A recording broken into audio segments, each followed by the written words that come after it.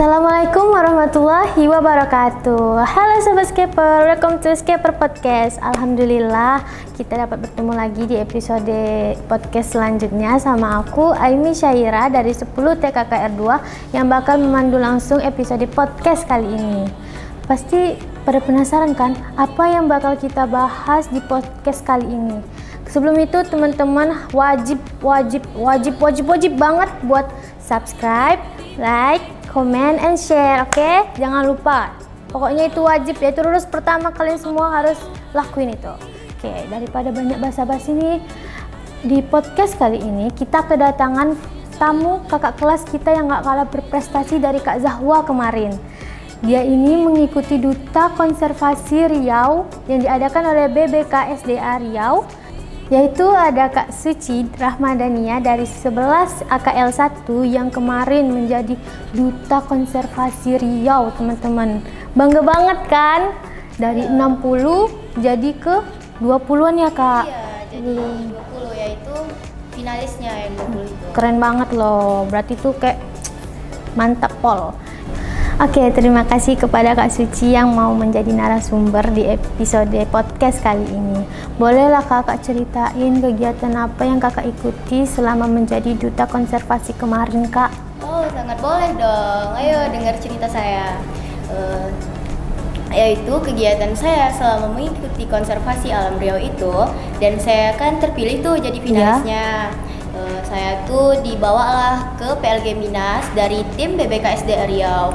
Di PLG Minas itu saya banyak memiliki wawasan yang lebih luas daripada sebelumnya. Oke. Yaitu saya di sana banyak kegiatan. Kegiatan saya ada memandikan gajah, memberi makan gajah, dan saya juga dikasih materi loh oleh dokter hewan tersebut. Asik nggak mandiin gajah kemarin itu, Kak? Asik banget loh. Aduh, pengen gajahnya jadi tuh ikut deh. ada gede-gede, ada juga yang kecil umurnya 2 tahun. Tapi waktu gajah yang 2 tahun tuh kami tidak boleh melihatnya. Kenapa tuh nggak boleh lihat tuh?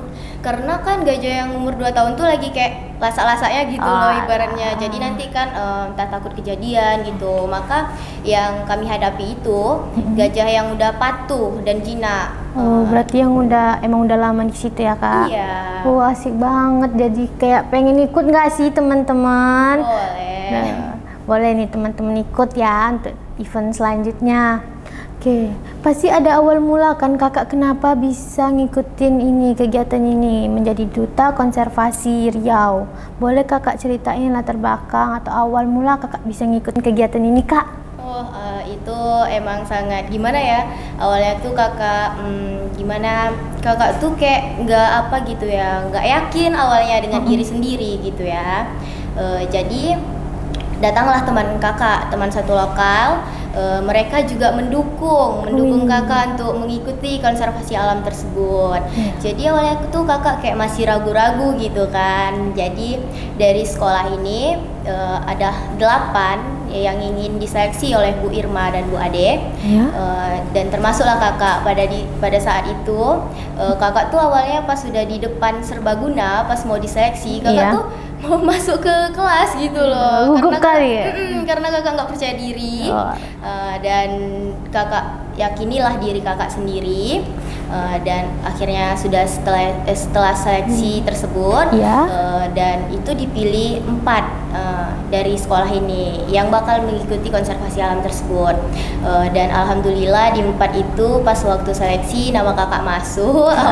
Awalnya kakak nggak percaya diri tuh ya. Awalnya kayak gitu kakak. Iya, gitu kan. Dan alhamdulillah masuk gitu. Dan besoknya kakak di kantor KSDA Riau, kakak mengikuti lagi wawancara dengan sebanyak 63 orang. Itu berarti 60, berarti itu lama banget tuh wawancaranya, Kak. Wih, lama banget itu tuh kakak tuh kayak nunggunya tuh kan itu pas buat tepatnya tuh waktu harinya Jumat. Kakak tuh dapat nomor urut 28, tapi kakak wawancaranya tuh setelah Jumat gitu. Pas di sana tuh kan sedangkan di sekolah yang 8 orang aja kakak udah kayak grogi gitu ya. Apalagi 60 di situ itu ya banyak ampun. banget. Dari pagi tuh kakak nggak ada senyum gitu kan. kan sebagai putri itu emangnya seharusnya senyum gitu kan. Jadi kakak tuh nggak ada senyum, dan teman-teman sebelah kakak bilang gini, kamu kenapa nggak senyum katanya gitu kan.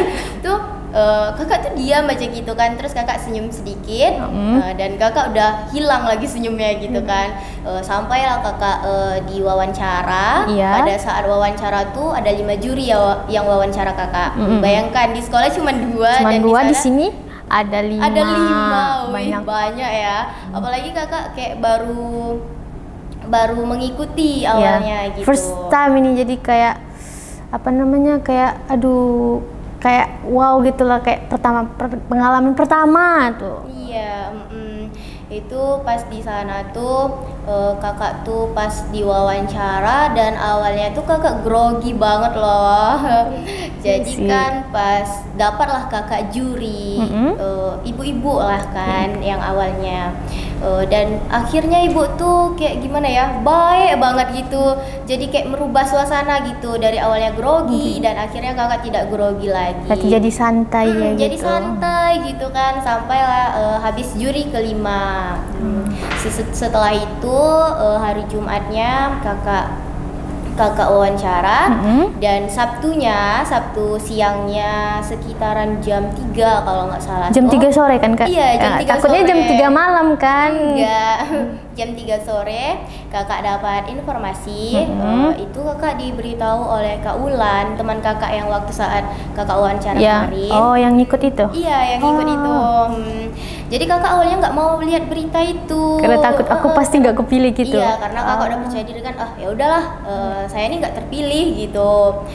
Setelah itu kan kakak buka WA kan, Kak Ulan tuh memberitahu kepada Bu Irma, Bu Suci masuk nih finalis nomor urut 28. Terus kakak baca WA kan, hah, ya ampun, saya nih kok bisa masuk gitu nggak kan. expect bakal kepilih. Iya, saya nggak percaya gitu kan. Terus kakak bukalah langsung beritanya tuh kan, yang pengumuman yang masuk finalis. Kakak buka kan, ya ampun, akhirnya saya masuk juga gitu. Dan setelah itu tuh barulah kami diajak ke PLG Minas tersebut. Berarti campur aduk antara seneng tapi juga kaget banget ya kak? Antara senang, sedih gitu. Dan alhamdulillahnya kakak masuk ke yang finalis. Keren banget. Oke, ada nggak hal yang pengen kakak sampaikan kepada teman-teman dan guru-guru yang kemarin mendukung kakak nih? Oh ya, kalau hal itu saya cukup berterima kasih oleh guru-guru dan teman-teman saat mendukung saya menjalankan kegiatan konservasi alam Riau tersebut. Dan itu kan banyak tuh guru-guru yang mendukung kakak tuh, apalagi waktu vote-vote yang di Instagram tuh. Ya, Aimi juga vote loh. Iya, terima kasih. Sama-sama. Terus kakak banyak terima kasih kepada teman-teman dan guru yang sudah mendukung saya saat mengikuti konservasi alam tersebut.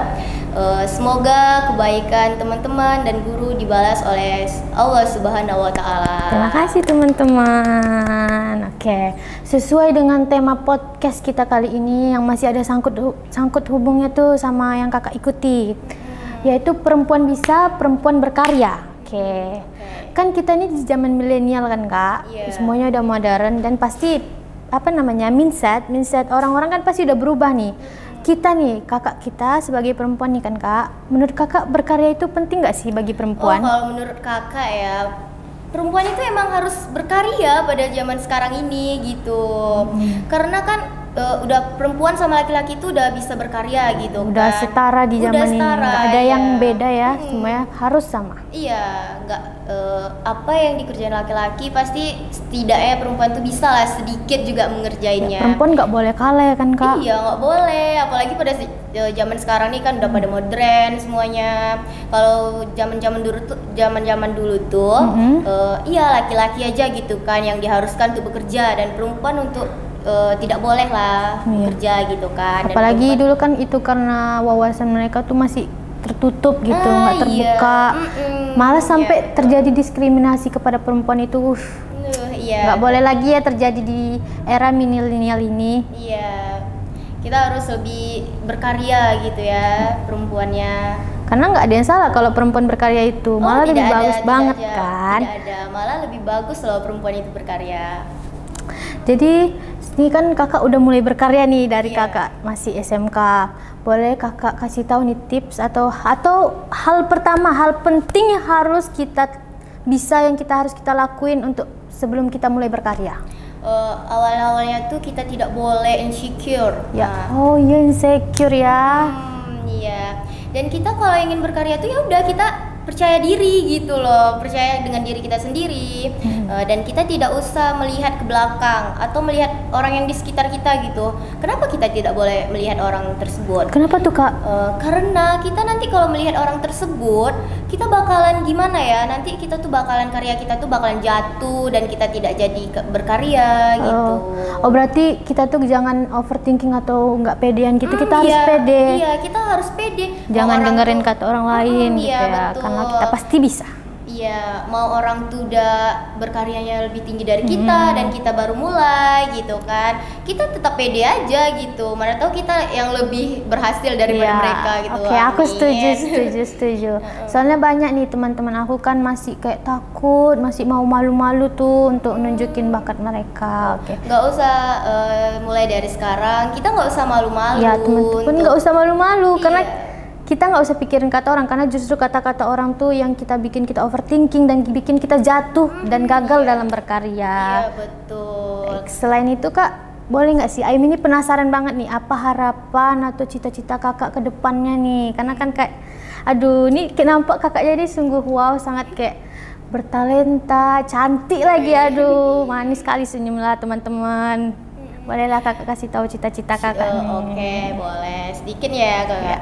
Cita-cita kakak tuh kakak ingin memiliki usaha gitu. Loh, kok kakak pengen milih usaha? Boleh nggak Imi tahu alasannya kenapa? Oh boleh dong, itu sangat boleh. Kakak pengen memiliki usaha itu karena kakak tuh kayak orangnya suka berdagang gitu loh. Oh, jadi kayak kakak emang dari kecil itu suka kayak tertarik dengan hal itu kah? Oh tertarik banget. Kakak suka kayak tentang jualan gitu. Kakak juga ingin loh memiliki usaha kecil-kecilan lah besoknya gitu kan, dari kecil nanti kan bisa jadi kebesar. Amin. Semoga ya sukses Allah. ya kak. Amin. Ya, Terus ada nggak pesan dan harapan kakak untuk teman-teman atau adik-adik yang masih malu-malu, masih takut untuk nunjukin kemampuan dan bakat mereka? Oke, ada pesan dari kakak, mulai dari sekarang kita nggak usah malu-malu untuk menunjukkan bakat kita, karena kalau kita malu-malu tuh bakat kita tuh bakalan terpendam gitu loh, kan sayang nih. Padahal tuh kita punya bakat yang lebih dari mereka, dari orang-orang gitu kan, kan sayang kalau kita masih malu-malu. Jadi mulai dari sekarang nih kita nggak usah malu-malu saat kita ingin mengikuti hal-hal yang masih positif.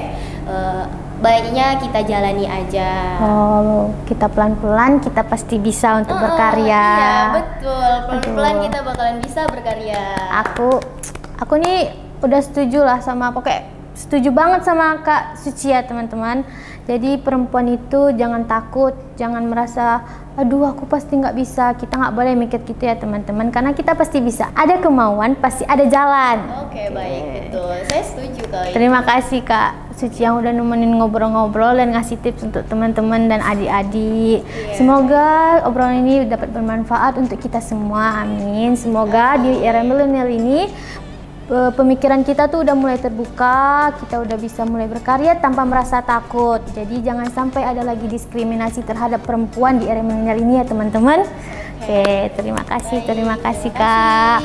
Jadi mungkin aku sedihnya nih waktu kita nggak banyak teman-teman.